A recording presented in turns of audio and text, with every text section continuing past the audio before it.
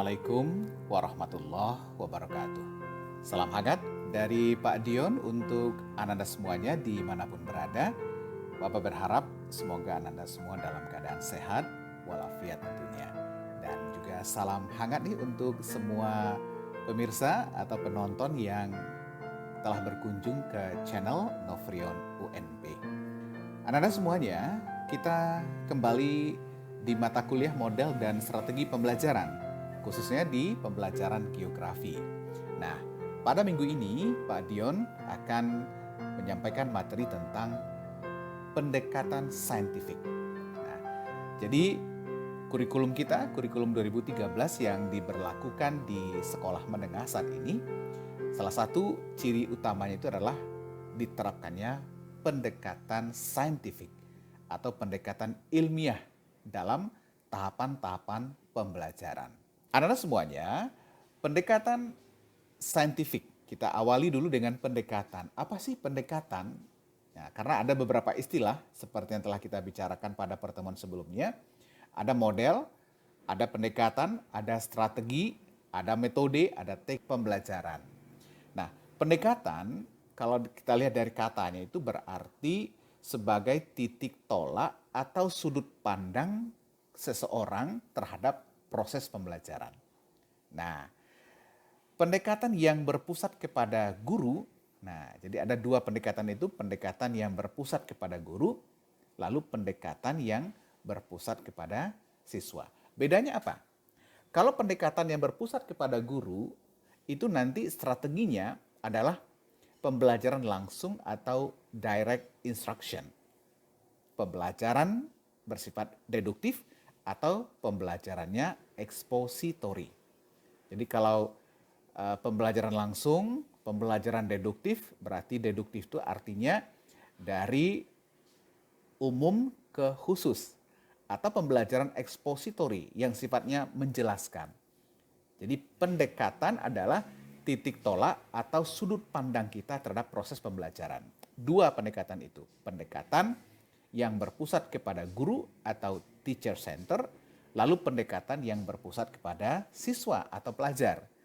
Jadi kalau pendekatan pembelajaran yang berpusat kepada siswa, nanti strategi pembelajarannya itu bisa discovery dan inquiry, serta pembelajaran induktif. Nah, ini kita rujuk pendapat Sanjaya. Pendekatan itu ada dua, pendekatan yang pembelajaran yang berpusat kepada guru atau teacher center, kemudian pendekatan yang berpusat kepada siswa atau peserta didik atau student center. Pendekatan yang berpusat kepada guru nanti akan menurunkan strategi pembelajaran langsung, direct instruction, pembelajarannya deduktif, atau pembelajarannya ekspositori. Nah, berbeda dengan pendekatan yang berpusat kepada siswa atau student center. Nanti strategi pembelajarannya itu adalah pendekatannya, strateginya adalah discovery, inquiry, dan strateginya adalah bisa juga pembelajaran induktif dari khusus dari fakta-fakta lalu menarik kesimpulan. Nah, sampai di sini mudah-mudahan paham ya apa itu pendekatan dalam pembelajaran ya. Pendekatan pembelajaran teacher center dan student center. Berikutnya Ananda, pendekatan kalau kita bicara tentang pendekatan saintifik ya, ini kan identik katakanlah erat kaitannya dengan sejak diberlakukannya kurikulum 2013. Nah, kita lihat dulu beberapa katakanlah menambah wawasan kita semuanya bahwa materi pembelajaran pada pendekatan saintifik atau pendekatan berbasis ilmiah ini, materi pembelajaran itu berbasis pada fakta atau fenomena yang dapat dijelaskan dengan logika atau penalaran tertentu. Jadi bukan guru dalam pendekatan saintifik tentu harus menghadirkan fakta atau fenomena nyata yang empiris ya. Materi pembelajaran berbasis pada fakta atau fenomena yang dapat dijelaskan dengan logika atau penalaran tertentu. Yang kedua, penjelasan guru, respon siswa, serta interaksi edukatif guru siswa terbebas dari prasangka yang serta-merta, pemikiran yang subjektif, atau pemikiran yang penalaran yang menyimpang dari alur berpikir logis. Nah, jadi semuanya itu harus objektif ya, harus terstandar katakan begitu. Berikut, pendekatan pembelajaran dengan pendekatan ilmiah ini mendorong, menginspirasi siswa untuk berpikir secara kritis, analitis, dan tepat dalam mengidentifikasi, memahami, memecahkan masalah, dan mengaplikasikan materi pelajaran yang telah diajarkan. Jadi memang penting keberadaan fakta atau fenomena di awal yang disajikan oleh guru di dalam pembelajaran. Jadi oleh sebab itu ada fakta-fakta atau fenomena yang dapat dijelaskan dengan logika atau penalaran tertentu. Sudah 3 ya. Kita lanjut ke yang keempat. Pembelajaran berbasis ilmiah atau saintifik ini mendorong dan menginspirasi peserta didik untuk mampu berpikir hipotetik dalam melihat perbedaan, kesamaan, atau tautan satu sama lain dari materi pelajaran. Hipotetik, dia mampu membuat hubungan ya. Jadi kalau begini, begini gitu ya. Nah, jika ini maka akan begini. Nah, tetapi itu didasari oleh konsep dan teori-teori yang valid tentu, yang sah. Berikutnya, pembelajaran berbasis ilmiah ini mendorong dan menginspirasi siswa untuk memahami dan menerapkan pola pikir yang rasional dan objektif dalam respon materi pembelajaran. Jadi peserta didik itu kita ajak rasional dan objektif, jauh dari dugaan dan prasangka. Yang keenam, berbasis pada konsep, teori, dan fakta empiris yang dapat dipertanggungjawabkan. Jadi data, fakta, teori, konsep yang dihadirkan oleh guru dalam pembelajaran itu benar-benar yang dapat dipertanggungjawabkan. Sumbernya jelas ya, referensinya jelas. Ini dari mana, data apa, tahun berapa, ini lembaga yang mengemukakan apa, ini terbaru atau sudah lama gitu ya. Jadi dapat dipertanggungjawabkan. Tujuan pembelajaran dirumuskan secara sederhana dan jelas agar mudah diukur ya. Kemudian proses pembelajaran harus bersifat atau terhindar dari sifat-sifat non ilmiah. Jadi karena dia pendekatan saintifik, pendekatan berbasis ilmiah, maka semuanya harus bernuansa ilmiah. Ada proses, ada langkah-langkah yang terstruktur, sistematis dalam menganalisis suatu fakta atau masalah sehingga melahirkan sebuah simpulan. Nah, jadi minimal ada 8 ya, ada 8 katakanlah karakteristik dari pembelajaran dengan berbasis berbasis ilmiah atau pendekatan saintifik. Berikutnya, Anda semuanya, tadi telah kita sempat bahas di awal bahwa pendekatan itu 2, teacher center dan student center. Kemudian, dalam konteks kurikulum 2013, pendekatan saintifik ini dicoba jelaskan dengan pola 5M. Mengamati, menanya, mengumpulkan informasi, mengasosiasi atau mengolah, dan mengkomunikasikan. Jadi di awal dulu itu kelima ini harus terjadi dalam satu durasi pembelajaran. Namun dalam perkembangannya, kelima M ini katakan begitu ya, itu bisa saja terjadi mungkin 4 atau 3 lalu bersambung pada kegiatan yang lain.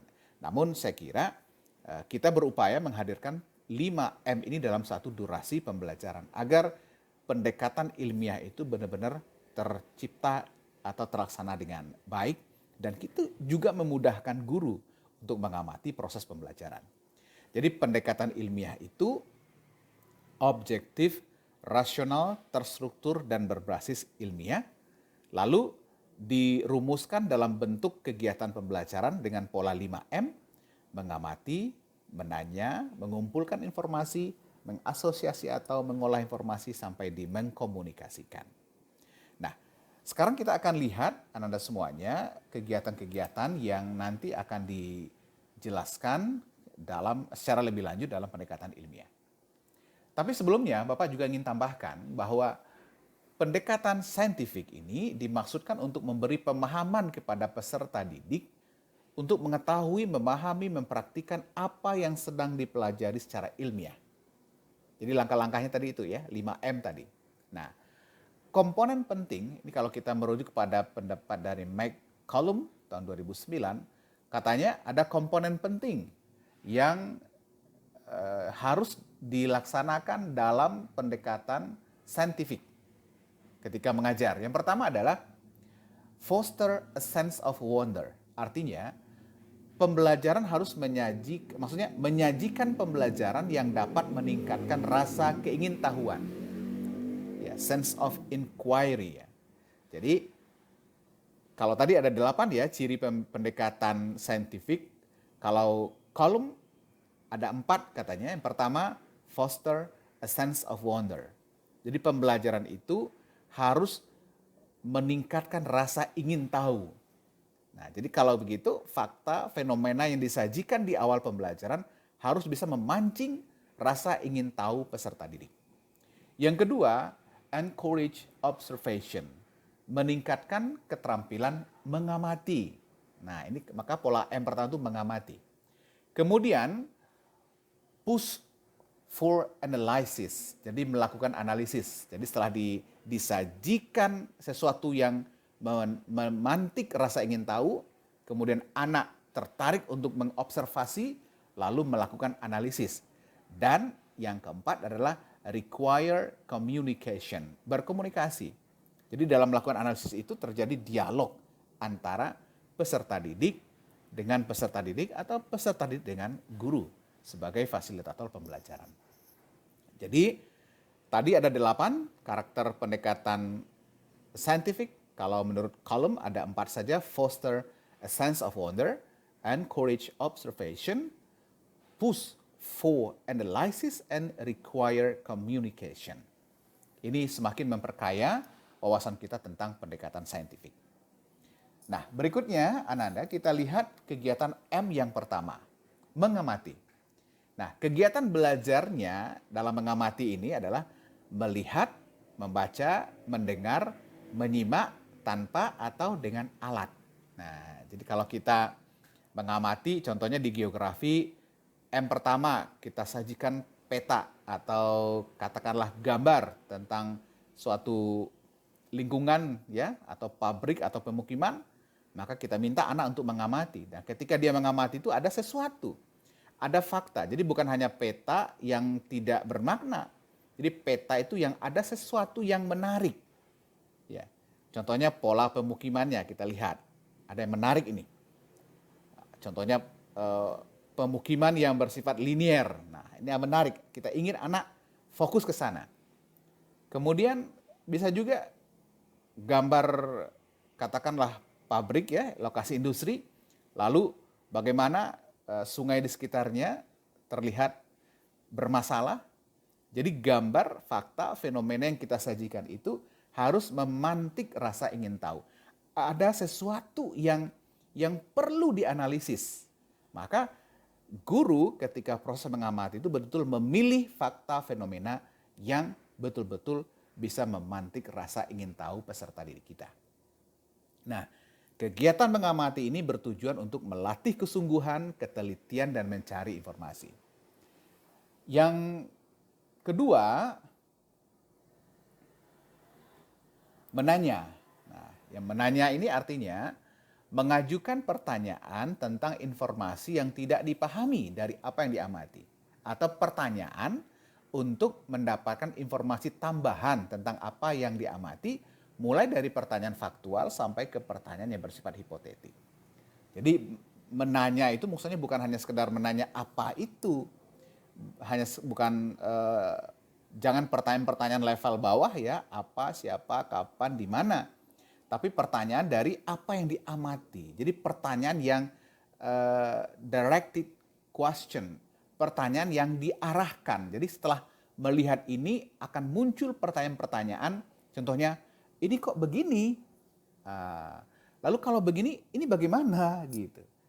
Jadi menanya itu bukan sebatas pada pertanyaan level bawah ya. Jadi menanya itu adalah bisa informasi yang tidak dipahami dari apa yang diamati atau informasi tambahan dari apa yang diamati. Kemudian kompetensi yang dikembangkan dari kegiatan menanyakan adalah mengembangkan kreativitas, rasa ingin tahu, kemampuan merumuskan pertanyaan untuk membentuk pikiran yang kritis. Kemudian M yang ketiga adalah mengumpulkan informasi. Nah, kegiatannya itu bisa saja melakukan eksperimen. Jadi, silahkan pendekatan saintifik ini dipahami lebih lanjut, lalu nanti ketika Ananda menerapkannya melalui model-model pembelajaran, pastikan kegiatan yang 5 ini bisa terlaksana dalam pembelajaran. Mudah-mudahan uraian dan penjelasan Bapak tentang pendekatan saintifik, lalu nanti ke depan kita akan mencoba menerapkannya dalam pembelajaran geografi ini bisa dipahami dan bermanfaat. Ingat, ini baru pemula penjelasan Bapak. Pendalaman tentang pendekatan saintifik ini harus Anda lakukan secara mandiri.